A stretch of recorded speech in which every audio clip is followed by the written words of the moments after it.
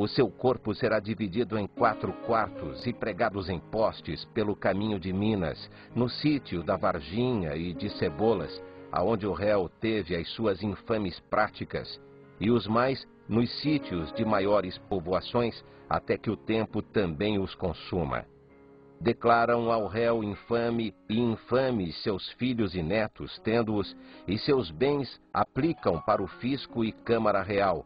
E a casa em que vivia em Vila Rica será arrasada e salgada, e que nunca mais no chão se edifique, e no mesmo chão se levantará um padrão pelo qual se conserve em memória a infâmia deste abominável réu.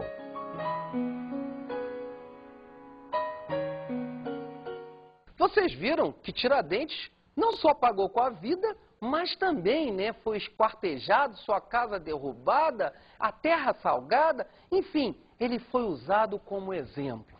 Por isso que muita gente diz que Tiradentes foi bode expiatório. Mas ele também acabou se tornando herói. Por quê? Ele acabou se tornando, no momento em que o Brasil vira Estado Nacional e a gente defende o nosso nacionalismo, ele acabou virando o símbolo da luta pela liberdade. E aí se tornou um dos heróis da nossa história. A segunda revolta separatista que nós vamos estudar é a Conjuração Carioca. Ocorrida no Rio de Janeiro logo após a sentença dada a Tiradentes, ela não foi muito bem uma revolta, não. As causas eram um pouco claras dessa revolta. Eles foram acusados de serem antimonarquistas. Eles quem? Intelectuais que liam livros iluministas na Sociedade Literária do Rio de Janeiro. Uma denúncia levou os intelectuais à prisão, procurou-se na vida deles, a conspiração, a revolta, e não acharam muita coisa. 2 anos depois, eles foram libertos. A terceira revolta separatista foi a Conjuração Baiana. Também é conhecida como a Revolta dos Alfaiates. Isso é importante, usar o segundo nome, para você poder lembrar que essa é uma revolta de caráter popular. E aí, já começa a comparar em relação à Conjuração Mineira, ou Inconfidência Mineira. Enquanto a mineira era elitista, nós temos a baiana que era popular. As causas da Conjuração Baiana foram decadência econômica e política, altos impostos, elevado custo de vida e as influências do iluminismo e da independência dos Estados Unidos. Você tem que perceber que a região da Bahia, 1798, final do século XVIII, estava em decadência. Por quê? Aquela região tinha sido capital do Brasil até a transferência em 1763 e a área nordestina, até o século XVII, era a área dominante da economia açucareira. A decadência da economia açucareira, o início da mineração na região das Minas Gerais, a mudança da capital para o Rio de Janeiro, prejudicaram seriamente a Bahia. Então, nós vamos ter esse movimento de caráter mais popular. Nós vamos ter trabalhadores urbanos, como artesãos, como marceneiros, como mulatos, negros livres, lutando para que essa região se separasse de Portugal. Vamos ver os objetivos? Olha só. Fim do Pacto Colonial, proclamação da República, libertação dos escravos, igualdade dos cidadãos.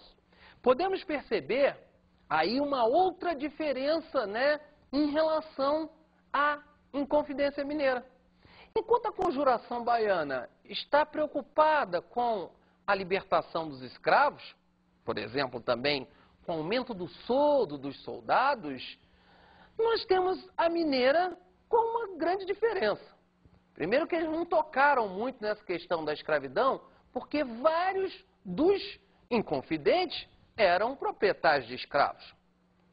Segundo, que nós vimos que a mineira defendia a criação de uma universidade. Repara que já é mais intelectual. Então, se pedirem para comparar Inconfidência Mineira com Conjuração Baiana, a mineira foi mais elitista, pedia a criação de uma universidade. enquanto que a baiana foi mais popular, a revolta dos alfaiates, pedia a libertação dos escravos. Essa diferença já garante a você uma boa compreensão do assunto.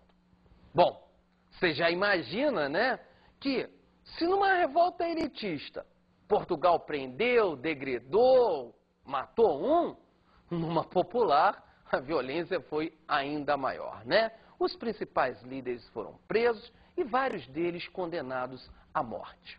Isso nos leva à última revolta separatista, que foi a Insurreição Pernambucana de 1817. Vamos ver quais foram as causas desse movimento. Crise do açúcar e do algodão, seca de 1816, dominação política do Sudeste, aumento dos impostos, influência do iluminismo. Percebam que essa região de Pernambuco, decadente desde a crise da economia açucareira no século XVII, ela passava por uma situação econômica complicada e, com a vinda da família real, estamos no início do século XIX, a vinda da família real para o Brasil, se estabelecendo no Rio de Janeiro, ainda prejudicou mais os pernambucanos. Vocês viram que eles sofreram com a questão dos altos impostos? Vocês viram que ainda veio uma seca prejudicar ainda mais a região? E eles tiveram aí a influência do iluminismo. Esse movimento também foi de base elitista. Participaram deles grandes comerciantes, como Domingos José Martins, elementos do clero, como o padre Miguelinho. Também tivemos intelectuais, vários deles ligados à maçonaria. Você já viu o que é a maçonaria? A maçonaria é uma sociedade, uns dizem uma sociedade secreta, que participou dos ideais do iluminismo. A maçonaria esteve presente em todas as grandes transformações liberais do século XVIII, como a Revolução Americana, a Revolução Francesa. E aqui no Brasil, a maçonaria chegava também defendendo os ideais de liberdade e igualdade. A maçonaria é contrária aos princípios absolutistas, aos princípios mercantilistas. Então, os maçons apoiaram também esse movimento da insurreição pernambucana.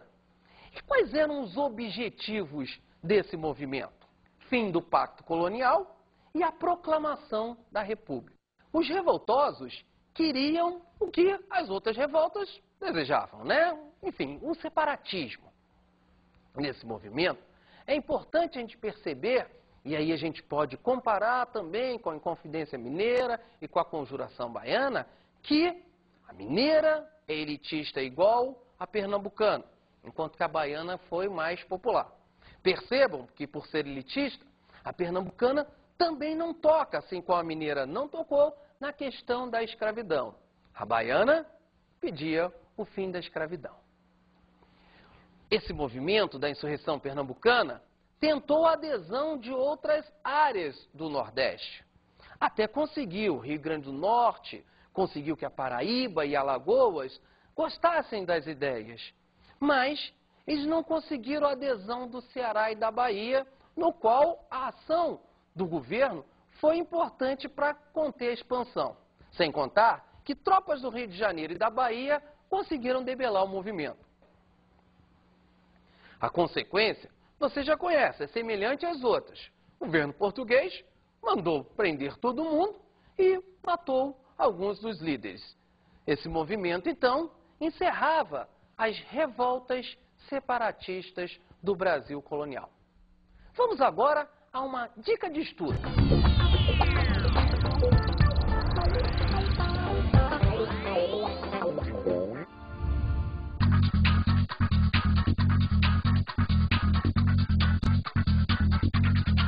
A minha dica de estudo de hoje, na realidade, é um grande macete. Você seria capaz de apenas ouvir o nome e reconhecer se a revolta era nativista ou separatista? Eu costumo ensinar o que eu chamo de um truque índio para isso. Observe bem no quadro. Percebam que as revoltas separatistas, apenas olhando o nome, você sabe a província na qual ela ocorreu. Reparou? As revoltas separatistas foram Inconfidência Mineira, Minas Gerais, Conjuração Carioca, Rio de Janeiro, Conjuração Baiana, Bahia, Insurreição Pernambucana, Pernambuco. Olha para as nativistas agora. Pelo nome, você consegue saber onde ocorreu? Não, né? Aclamação de Amador Bueno, Revolta de Beckman, Guerra dos Emboabas, Guerra dos Mascates, Revolta de Felipe dos Santos. Viu a dica? Se cair numa questão de múltipla escolha, assinale as revoltas nativistas ou aquela que tem só as revoltas separatistas, basta você procurar se o nome indica a província onde ela ocorreu. No mais, pessoal, é com vocês mesmo. Foi um prazer, mais uma vez, estar aqui. E bons estudos!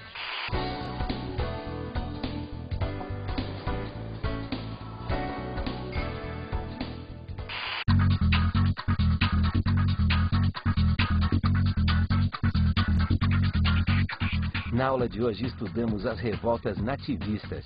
Você viu que as revoltas nativistas reclamavam de problemas locais e concentraram-se, do século XVII até o início do século XVIII. E vimos as revoltas separatistas.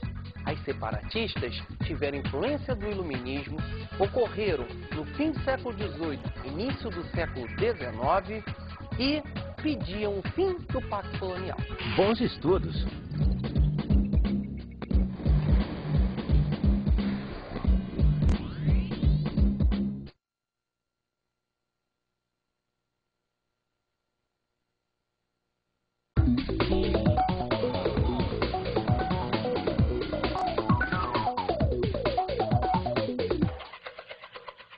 Caro colega, você percebeu que são muitas revoltas, é difícil para o aluno memorizar? Procure dar ênfase à compreensão. Minha sugestão é procurar estar sempre com um método comparativo, igual procurei fazer ao longo da aula. No mais, é contigo mesmo. E boa aula!